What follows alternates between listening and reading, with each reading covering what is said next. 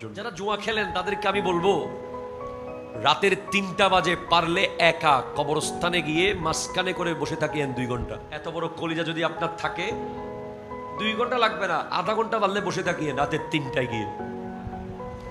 মরার পরে থাকতে হবে না? হবে। জান কিভাবে কবজ হবে? কালো কসকসে কাপড় নিয়ে আজরাইল আলাইহিস সালাম জাহান্নামের কালো কালো ফেরেশতাদের বহর নিয়ে আসবে।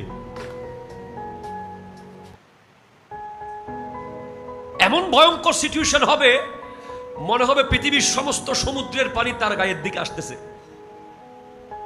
মনে হবে সমস্ত কাঁটাযুক্ত গাছ তাকে জড়িয়ে ধরতেছে। মনে হবে সমস্ত পাহাড় তার শরীরের দিকে আসতেছে। শরীরের প্রত্যেকটা রগে রগে রুটাকে বের করা হবে। চোখ দিয়ে রু বের হবে, নাকের ছিদ্র দিয়ে রু বের হবে, কানের ছিদ্র দিয়ে রু বের হবে। প্লাস দিয়ে টেনে টেনে নখ খুলে ফেললে যেই ব্যথা, এর চেয়ে আরো ভয়ঙ্কর ব্যথা।